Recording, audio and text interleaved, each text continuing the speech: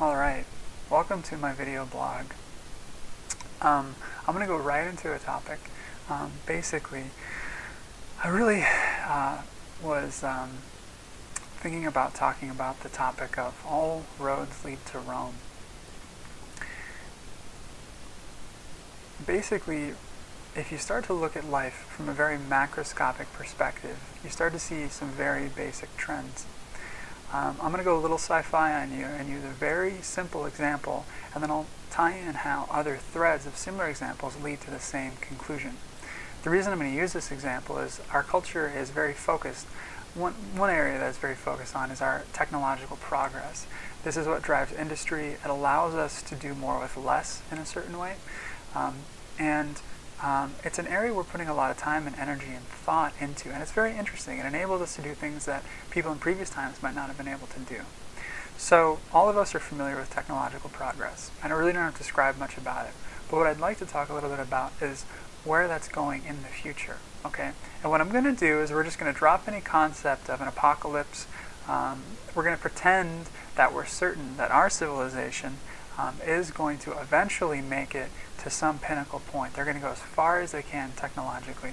Now, if this is a concept for you that's uncomfortable, just think of how many billions upon billions of stars there are out there and how many habitable planets there are. Certainly one of those planets will eventually get to this point we're talking about. And if that's even a difficult concept, think of the vast amount of time this can occur in. Life has existed on this planet for about 3 billion years. The planet's been around for about 4.2. And so humans have only existed in a form similar to our current form for about 1 million years. We're only really been as we are now for the past 100,000, and in the past 10,000 years we've basically developed agriculture, and that happened at the end of the last ice age. So if you look at the last 10,000 years and how much has happened in those 10,000 years, and then if you zoom all the way up to where we are now, right, and you say that maybe it takes a certain amount of time to get to the Industrial Revolution, and then look how far we've come since the Industrial Revolution, you start to see that certain things can happen really quickly and when you start to take it from the view of millions of years. And I'm sure a lot of you are familiar with this concept. So it's not too far to think that there could be an intelligent species out there, or that we might be an intelligent species that lasts for at least 1 million years after they have an industrial revolution, after they start rapidly developing technology, after they kind of have a value in science and that sort of progress. And you can also think of times where they kind of get away from that and go back to it and all that.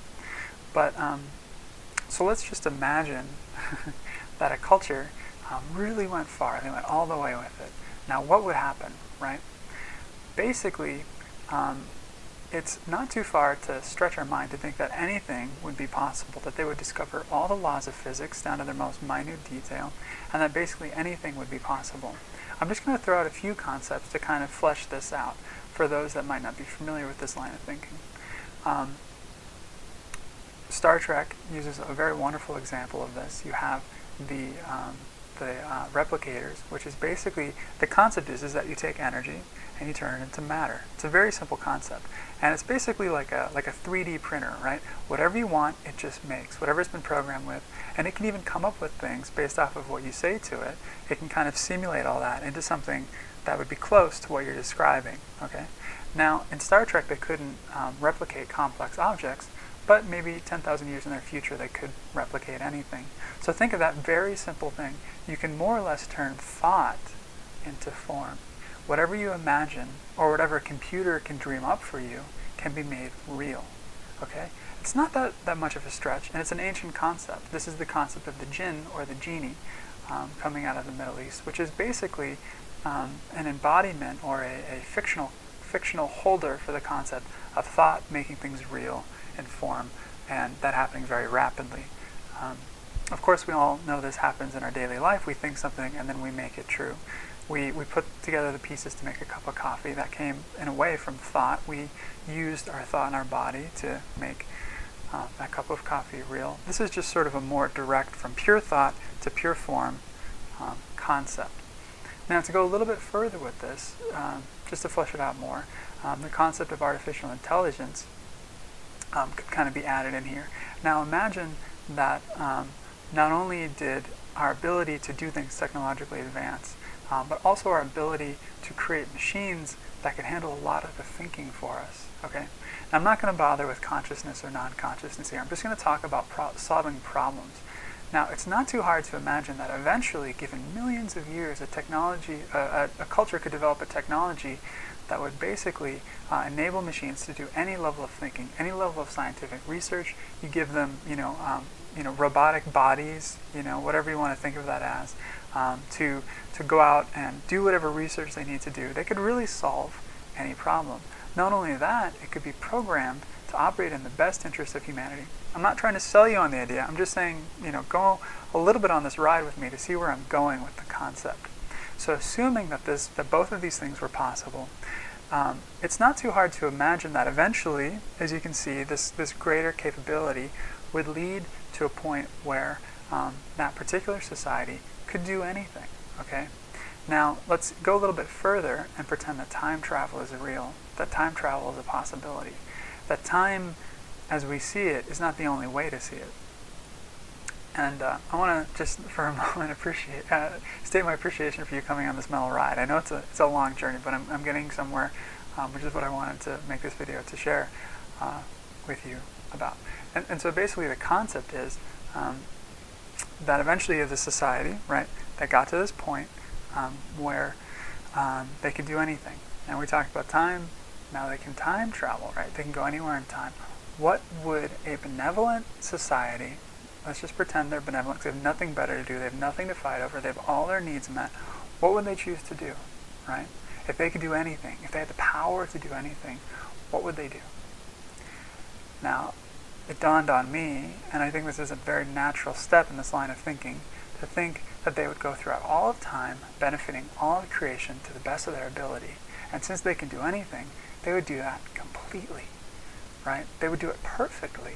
They could see every possible outcome, know every thought, every emotion, right? Because they're so advanced, they already know everything. They would go back in time, they would go forward in time, and they'd benefit everybody permanently, right? Now, this is what I want to point out. It's inevitable that this already happened, right? Because all of time exists in a sense. All of time exists because this moment exists. All of time already is. All that will happen has already happened. And all that has already passed, right, brought us to this moment. My ghetto lighting just fell apart.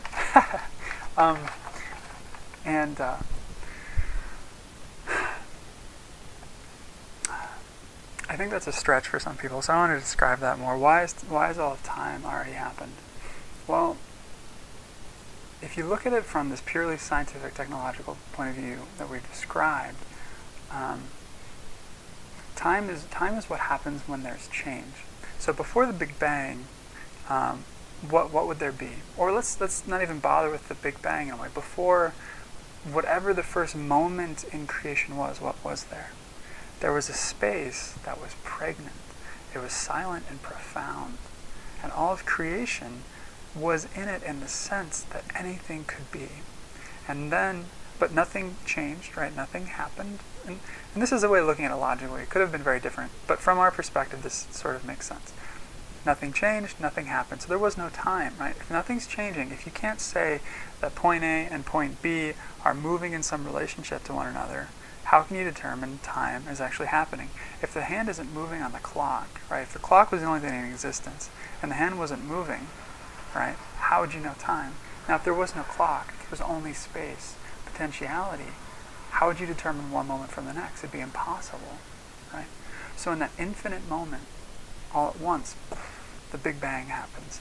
Everything happens. It starts there, right? But once that starts happening, right, the laws of physics are already in place. The laws of, if you want to say there's things beyond physics, the laws of heart, the laws of love, the laws of spirit are already in place, right? So there's an inherent inevitability in everything. And what I want to point out is that has to lead to this perfection of technology that I've been talking about. It has to lead there, right? If you have billions upon billions of stars in billions of years, trillions of years, eventually one society is going to get to that point, right? And again, this is just a concept, but I think it's a useful concept. And the reason why is I want to point out that it would have already had to happen. It's kind of a proof of God concept. I'm not saying that necessarily is what God is. What I'm saying is that we live in a space where, however you want to look at it, from whatever lens you want to look at it, people in spiritual circles talk of saints. If you're Judeo-Christian, if you're Buddhists, you talk of Buddhas, you talk of bodhisattvas. Every tradition has this concept. And the idea is that these people have worked on their spirit so much that when they die, some religions have this concept, that when they die, they're actually still of service to people. Some religions believe they come back and they keep being of service. Some religions believe that they serve from wherever they go after they've died, right?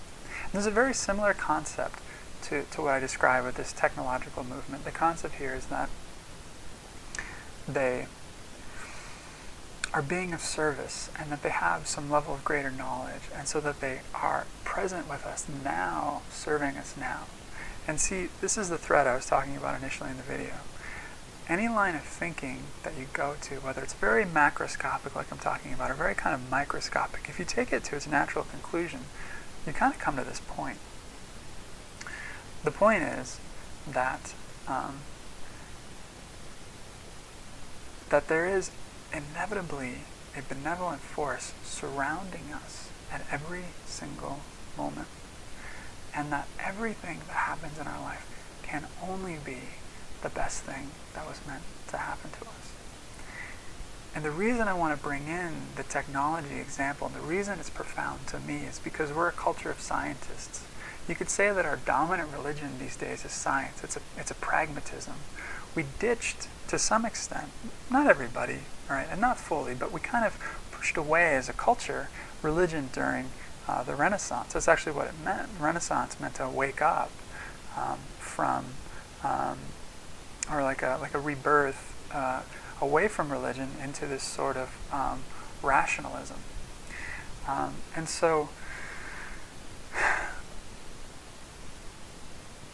and this isn't necessarily a bad thing. It's given us a lot of good things, and it's given us some bad things as well, naturally. There's, of course, two sides to any coin. But what it has done is kind of separate that out. So I wanted to bring sort of God back, in a sense. It's saying even, and I don't want to use the word God. Okay, it's not relevant. I wanted to just show that even the track we're on now leads to this inevitable conclusion. And why is that relevant to us? Why is that relevant to you who's watching the video, or for me? Because so many things happen in our life that are unbelievably difficult. People send family members off to war that never come back. People in the prime of their life die or get some illness or get disabled. There's all sorts of things that happen. And if it hasn't happened to you yet, I hate to say it, but from my experience, and I'm not trying to spook you or anything like that, but usually at some point in our life, things happen that are, I want to use the word unbearable. Now, I think the reason these things happen, given what I've said, is that they are to transform us into who we've always wanted to be.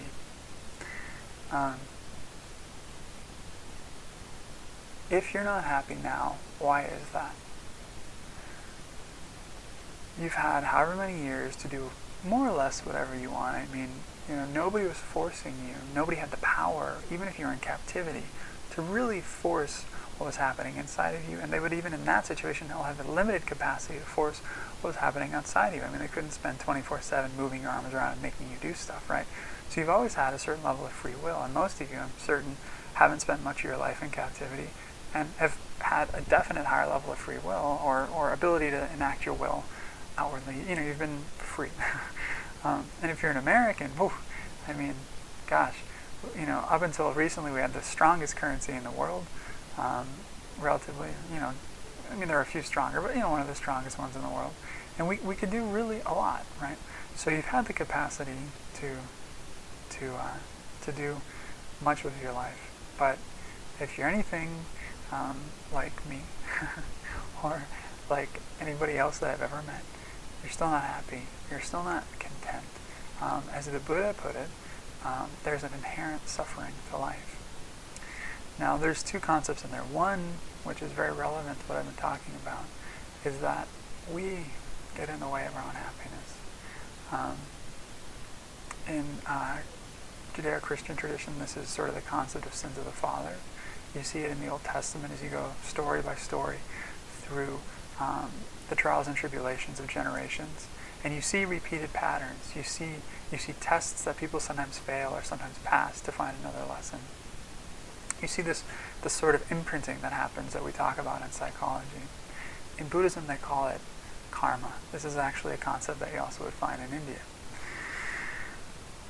Karma basically just means a repeating pattern. And a great example of a repeating pattern is language. I'm using language right now, and it's repeating patterns. It's concepts held in sounds to relay a concept. We live our lives through repeated patterns. We all have them. Everybody who's listening to this talk right now has a repeating pattern. Your pattern is to get up, do a certain set of activities, feel a certain set of ways, have a certain set of thoughts, certain emotional reactions, even friends, and the life you live, you could all say, is a pattern. And these things will either deliver you into one state or another. Some people isolate, some people don't go out as much, some people spend too much time going out, right? These are all patterns. Now, if we were in a non-intelligent universe,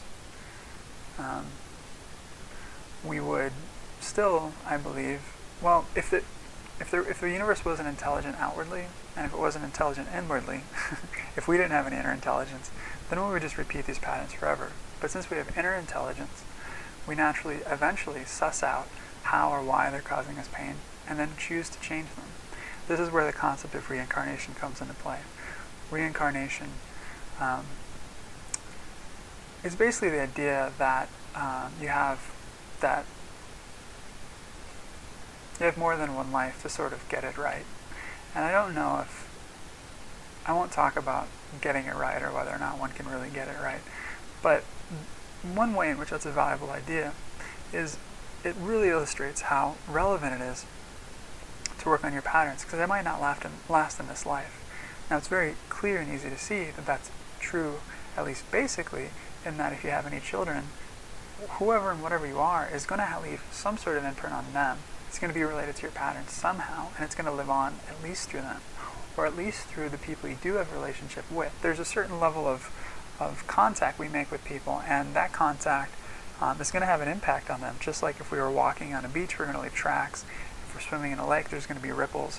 When we make contact with another person, there's going to be an effect. So, at the very least, the concept of karma is useful to illustrate why it's relevant to work on things in our life. Now, to bring it back to this outer intelligence I've been talking about, I guess I maybe would just like to bring it back to the idea that inevitably, if you really look at it, if you really take any force in life to its natural and logical conclusion, you're going to start to see that it's inevitable, that there is an external intelligent force at work, wherever you want to say that it comes from, and that the only possibility is that everything that happens in our life is for our own benefit, even when they're unbearable. And now this brings me back to why I chose that word, unbearable. Unbearable means we don't have the capacity to bear it. If we do live through that experience, if we bear it, so to speak, it will transform us. So it's true to say that it is unbearable. To who we are now, it is unbearable. As we live through that experience, that is the experience that's transforming us to be capable of bearing that experience. Once we've bared it, it's no longer unbearable, right? We've expanded. Now, this is relevant if you see that it actually serves to push us beyond what we knew was possible. It's an expansion. Now, why is this relevant? Well, if you live in the universe, and if you believe in any sort of lasting aspect to oneself. Even if you're a total nihilist and you think when you die there's nothing, does that mean that you're experiencing nothing? Maybe. What if you're not experiencing nothing? What if it's true nihilism? Well, what's the only next thing that can happen? Nothingness forever? How does that reflect anything that we've ever seen here? I understand the concept, but in a way, it doesn't reflect anything we see in this reality. This reality is one of constant change. If you bring it back to the concept of the pregnant potential of space that I talked to prior to the Big Bang, then this true nihilism that a true nihilist would believe in can only change. It can only go into a Big Bang or another, life like we have now. However you want to think of that next moment being. So it's sort of inevitable. Actually, I guess, I don't know, people can believe in nihilistic concepts, and there's not really any point in arguing it. But for those of you that are interested, that believe that, there's probably something lasting here, then I just put out this concept to you that all roads do lead to Rome. That you are one of those roads, that you're being led to happiness and contentment, that's why these things in life happen, that it's a process of unfolding, and that it's not to be resisted, even though it's scary. To me, faith is a word that at first I found really offensive when I was younger. To me it meant to buy something without having any clue what you were buying, or because somebody else told you it was good, or even to buy something you didn't like. That's what it felt like to me when people would talk about faith. And then have faith in what I'm telling you because it's true. That's what they would say. And then to me it was like, it's true because you say it's true. That's why I'm supposed to believe it. And oftentimes people that were telling me that didn't seem very happy. They seemed very frustrated, very tense, not content. And I didn't want to be like them. But as I started to explore life more, I came to realize that the way that I understand faith is it's faith based off of experience. If you've liked the idea that I put out about having an intelligent universe,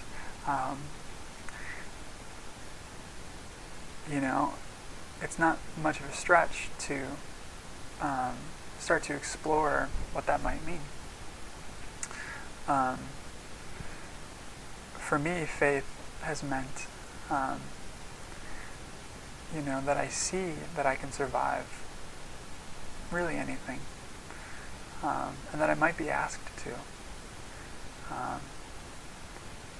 And that really my only choice is to walk into whatever moment arises and choose to stay clear, to stay present, to stay myself, and to fully feel it lovingly, but without compromising my integrity by reacting to it unnecessarily. There's moments of grief that might arise for people, overwhelming emotions that might take us over, bring us to our knees, drive us into pits of despair, and then leave like a clearing. But I guess what I'm putting out is that maybe it's safe to open to life. Maybe the universe is helping us. And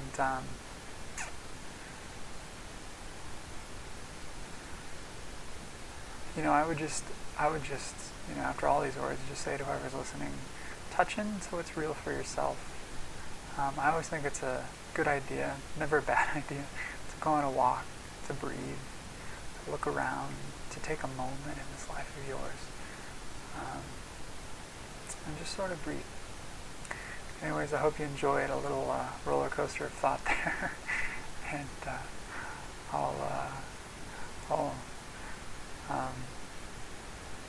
thank you for tuning in.